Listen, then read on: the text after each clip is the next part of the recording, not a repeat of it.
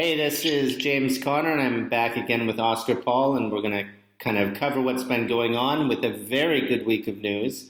In fact, there's so much good news, I don't know what to do. But one of the first things that I thought was interesting, excuse me, how you doing, Oscar?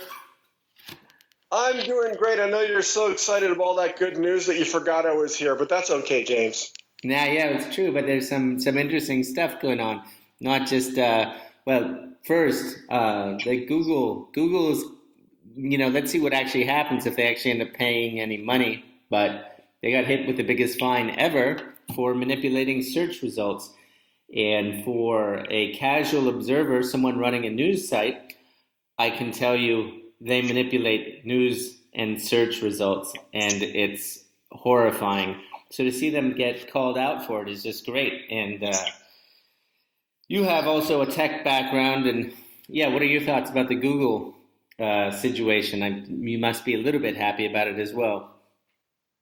Well, you got to be careful because I could go on a big rant here, James, about the Googles, the Facebooks, all of them, who are essentially monopolies. And we're still in an early period for the open source to go after these folks, but they have such power and such monopoly positions that it's difficult to go up against them. If anybody's still using Google searches, just assume that you're getting manipulated in several ways. One, all of your searchers are being recorded and probably shared with the government at some point if they want it. And secondly, you're not getting everything because they do mess with the results, as we've seen before. We don't have to go into that. So one, you could, if you want to still Google results, but you want to be anonymous, please use startpage.com or DuckDuckGo or any number of others. Don't use Google. Secondarily, I just want to say that we need a Teddy Roosevelt for these giant tech monopolies that were completely in bed with the Obama administration. And I don't know, Trump's got a lot on his hands, but at some point he's got to look at this stuff and say, look, these guys are political monopolies. They went after me.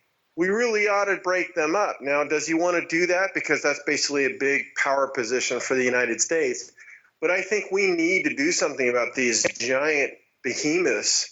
Now we're letting the European Union to do something about it. However, I think this country needs to do something about it. Anyway, sorry for the rant, James, but these are too powerful, these organizations. They have to be broken up. The Facebooks, the Googles, the Amazon, I'm sorry, they have to go. They're being anti-competitive. They're very in bed with the government. The privacy and everything else has gone out the window. And so there's little ways you can fight back by using some anonymous search engines, not using Facebook, going to the Gabs and others. But we have to at least try to push to the powers of politics to do something about these giant monopolies. And what you say I think is good. I have to admit that Google is very fast. And so some of these other pages, while they're good, they don't present the results as well. They're a little bit slower. So I understand why people hesitate sometimes. I mean, I end up using Google for some things, and for other things, I use DuckDuckGo. As far as Trump, his granddaughter named their newborn Theodore after Theodore Roosevelt. So there is some hope there. They obviously put him on a pedestal as I do, and I know a lot of libertarians have problems with Teddy Roosevelt for various reasons, but I think he was great, and he was a great environmentalist. He's one of the great environmentalists of American history, almost of world history. So there's a lot for Trump to go in and do that's positive, just looking to Teddy Roosevelt for a cue. So, and yeah, that's an interesting thing. And we were talking also before this about reducing our Facebook presence for the Connor post, and it seems like a great idea. Just it's such a waste of time. They shadow ban. They're horrible. Everything about them just is miserable. And even though we don't advertise on Facebook, to give them business in any way is just misery. So yeah, that seems like a good plan to be moving away from Facebook and Google to an extent. Google's a tough one to give up. I'm still thinking about that, how to get away from Google because Google just manipulates and manipulates and manipulates. Maybe not as bad as Facebook, but they certainly seem to be run by globalists as Facebook, as Twitter, maybe to an extent as well. So, yeah. Yeah, James, and we ought to post some stuff on Schmidt. Remember, Eric Schmidt, who was heading up Google at the time, was running an organization to work with Clinton and was messing with the results, the search results related to Trump and Clinton, all that good stuff. The thing about Google, you're right. When you have Androids, which are 80-something% of the smartphone operating system in the world now, it's hard to get around it. Google owns Android. I mean, it's very difficult to get around Google. Facebook's a little easier. But also, if you want to there's some great series and articles and media and others. Maybe we can post a couple of them. The beginning of Facebook and how Google and Facebook are very much in bed with the three-letter agencies, how Facebook got funded. All this stuff needs to be looked at. The fact is these are exactly what the government wanted, which was a central database, central control, no privacy. And so we really do need to push away from these things. But you're right, Google stuff. One interesting other point is Facebook never showed up at the Trump meeting, if you remember, that he had at the White House. However, Google and Apple did. So when the European Union goes after Facebook, which they are, it's going to be interesting if the U.S. defends them at all. I mean, I kind of hope they don't. Yeah, So, I hope they don't either. But yeah, things look good. But then there's always these weird clouds in the horizon when you see like Zuckerberg went to Iowa or Ohio or wherever it is where they go for the first votes, and I saw some pictures of him sitting in a coffee shop speaking to someone at a lunch counter, and I just can't imagine on one hand people thinking of voting for him, but maybe if he throws $5 billion at it, he might be a force to be reckoned with. I don't think so, James. I'm going to if you've seen this guy, anybody, a Horrible. 14-year-old, see he's a total liar. He's uncomfortable in his own skin, probably because he's feeling guilty about all the crap he's doing. There's a great interview that he did a couple of years ago in front of TechCrunch, and you could see he was sweating. He's getting trained now, but he still isn't very good. This guy is the ultimate globalist. He's talking about universal income, and he's talking about immigration is great. I mean, this guy is the epitome, the quintessential globalist sweep, as we call him. And I can't think of a more hateful person than Zuckerberg, and I wish him nothing but the worst. He's a dangerous fellow, but let's get back to the good news. There's so much good news. We didn't need to talk about Zuckerberg. We can talk about CNN. CNN is mind-boggling. All the stuff that's coming out. It's great. Project Veritas. Yeah, he's such a fantastic reporter. He's done what he's done for just voter fraud, what he's done with Acorn, and now the way he has a style of bleeding out videos, and it really couldn't have come at a worse time. That right after CNN has fired, they get rid of that comedian with the Trump head, and then they fire three. They resigned, but basically they were fired. Three kind of leading reporters, senior people, and then this video comes out, and now a second video has come out. And they all say that the Russia allegations are all basically BS, nothing burger. It's funny how they said nothing burger. I thought that was my phrase, the nothing burger. But apparently it's currency at CNN. Everyone talks about the main bulk of the reporting is all on a big nothing burger. James, could it be that you brought that old word back and CNN reporters are listening to you? No. But I must say it must just be something that's floating around, and it must be floating around in the newsroom at CNN as well, because now they have two people on tape saying the whole Russian thing's Yeah, nothing burger, just business. It's just for ratings. It's so funny because the tapes they're talking about, the way they talk about going for ratings, it reminds me of Gawker, which is Gawker still around? I thought it got shut down, or it just reminds me of the worst yellow journalism available, where the only thing is ratings, nothing to do with the truth. I mean, talk about not even giving lip service to kind of any journalistic integrity. It's incredible. And the other thing is incredible is how silent the other news agencies are on this. I didn't know. I assume they're just trying to shut it down as much as possible. But can they? Can they avoid it? And there's going to be more videos, and there's going to be videos from other news agencies, I'm sure. Well, James, they're probably worried that there's some stuff on them. And, God bless Project Veritas. These guys are great. They're getting it right at the right time. And, these mainstream media companies are just pummeling themselves. It's self-inflicted wounds so bad. And I saw an interesting quote the other day that basically said, what have we accomplished here other than destroy the mainstream media, yell Russia, what the normal American doesn't even really care about anymore, thinks it's a hoax, and cause violence to bubble up in certain parts of the country. And so really they haven't accomplished anything. I think that CNN, they're saying that their ratings, at least in the Project Veritas video, are at the highest they've been in years, and that's one reason why. But I have a feeling that's even a bunch of BS. The fact is they were going after Trump and getting good ratings at the same time. And I'd like to see nothing more than them to crash and burn. What would be interesting, I think you posted it on Connor Post, James, is Sanders, the new spokesman for Trump, going against a reporter who was snowflaking, whining out about how she was inflaming people by pointing out the fake news stuff.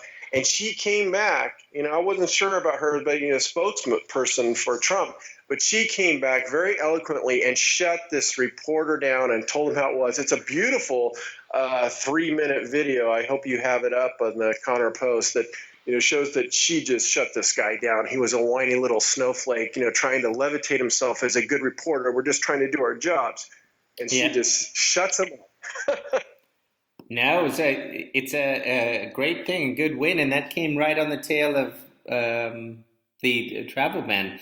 So, of course, well, at the same time, the Supreme Court didn't, for what incredible reason, I have no idea, that they still held back on giving him the green light on the whole thing.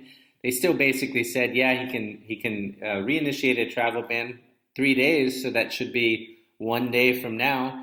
I already saw pictures of waiting rooms from some of these countries at the airports, how they're empty, already have an effect.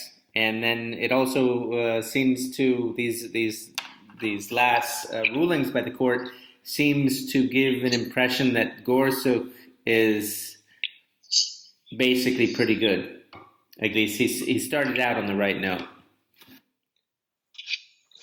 Yeah, you have some real trouble people there. Ginsburg, who already there's a great lobbying being done to have Ginsburg recuse herself from this eventual, because this is just a temporary lifting, and then I think it goes for the full proceedings in October, I believe.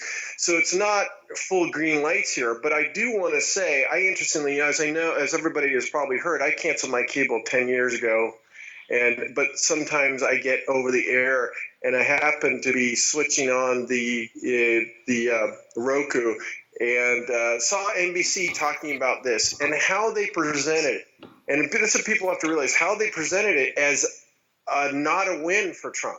That in fact, they presented it as people that have any links to the United States, any relatives, any job, any prospective jobs, they're still coming in. And it's just, so they basically were trying to wrap this up to make it look like something. And by the way, I think the Supreme Court was probably right. I have a lot of friends from Iran and other countries, very smart, people who do go back and forth, and I thought that would be a bit unfair. These are good people. A lot of them work in tech. A bit unfair for them to all of a sudden be banned. So, hey, maybe that's fine. You have a job here, you have some family here, but, in a good way. So I don't think it is a loss at all of Trump. I think this was a complete win. We got to see what happens in October. And then we got to see how to get rid of Ginsburg, Sotomayor, that horrible new appointee from Obama, just terrible woman. And you see if any of them retire. Well, yeah, it's interesting. I think this whole idea of Jackson getting rid of Supreme Court justices, or FDR, I think Jackson did that. He certainly took on the Supreme Court.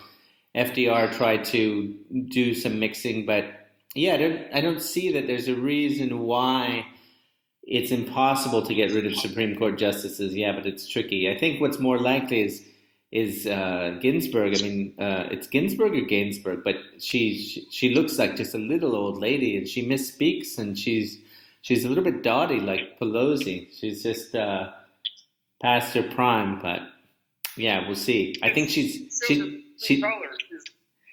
Go ahead. Sorry. Oh, I just think she's gonna desperately hang on, though. She seems to hate Trump with such a hate.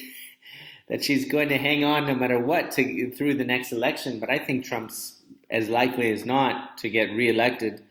And I don't know if she can hang on 8 years. She said she was one of those who was going to leave the country if Trump got elected. Well, I think we should have a giant petition to have her leave the country. So, yeah, I mean, I would love to see, there's no rules that there has to be this many Supreme Court justices. The other thing is the Supreme Court, it's debatable how much power it should have or not. And it's also many times the Supreme Court had more justices and sometimes less. So there's no set rule. The Congress and the president can change a lot of the rules. With the Republicans in there, I mean, it would have, they'd have heart attacks, the Democrats, but they could change the rules if there's going to be some obstruction. Just look back in the history of the Supreme Court. It was all over the place, and it had various degrees of strengths and not strengths. And some people think that they've really gone outside the boundaries of what they should do. These are lifetime appointee judges that have potentially too much power in some ways. So I know that's a whole nother debate, but it's something that if the Republicans control everything for the next 4 years, they could have that debate and decide. The one thing I'll just end on that note is Sylvester wrote pretty eloquently a little while back about what we need is another Protestant, not another, but a Protestant for the next Supreme Court appointee nominee. And, the Supreme Court used to just be 100% Protestant. And now there's not a single Protestant left on the court, and yet the entire country, 60% of the country is basically Protestant. And yet you have this dearth. You have 3 Jews, you have, I guess, 6 Catholics, or now the 5 Catholics and 1 Presbyterian with Gorsuch. It's kind of they always talk about a court that reflects the United States, but at the same time, that court does not reflect the United States in any way. Are you calling from some affirmative action for the Supreme Court there, James? For affirmative action for Protestants. Well, yes, of course, the court should sort of reflect, not that it has to be a dead set rule, but yeah, it does seem like there's a completely out of bounds. I think that's an incredible point. Completely out of bounds with the populace of the United States. And we should maybe look into that and have some more articles on it. I don't know. Yeah. Sylvester, he's got the legal background. That's his terrain there a lot, reporting on the Supreme Court. And your terrain is, among other things, tech, but also Brazil. You know a lot about Brazil. That's a little bit of a hobby horse. And a lot's going on in Brazil right now. They're doing a good job with socialism, I understand, among other things. Well, yeah, I spend a lot of time in Brazil. It's a wonderful country in places, but it's a hellhole in others. And so I avoid some of the areas. But I want to say that at least what's going on in Brazil, which is They impeached their last president, and it looks like they're going to impeach another. And it looks like they're going after all kinds of politicians in some of the biggest scandals in the world.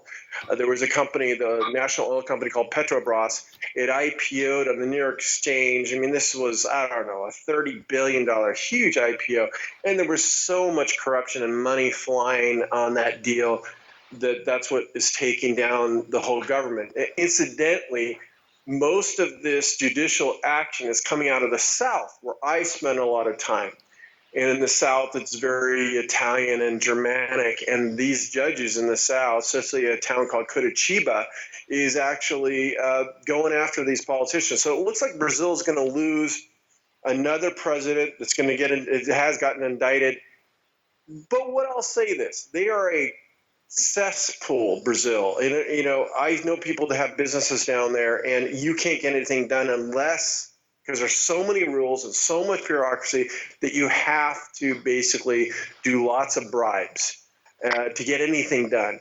And so what I'd say is this: you have a real nice mix of socialism down there, but not as bad as Venezuela, and even not as bad as Argentina, which was one of the richest countries in the world. Henry Ford used to tip his hat to Argentines, if we could only be as rich as an Argentine, kind of thing. And they've destroyed their country over and over again with BS socialism. Venezuela, if you want to see the future of Bernie Sanders' world, even though it seems nice and fluffy from the outside, the end result is like a Cuba, which is a full dictatorship, fascist, you can't do anything, or Venezuela, where you starve, can't buy toothpaste, can't get medicine, and now people are being killed and shot in the streets.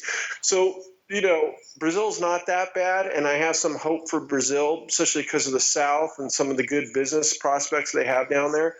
But they are at least putting some of their politicians on notice and in jail. And I'd like to see the same thing happen here. So maybe Brazilians are doing a little more than than we are, James. What do you think?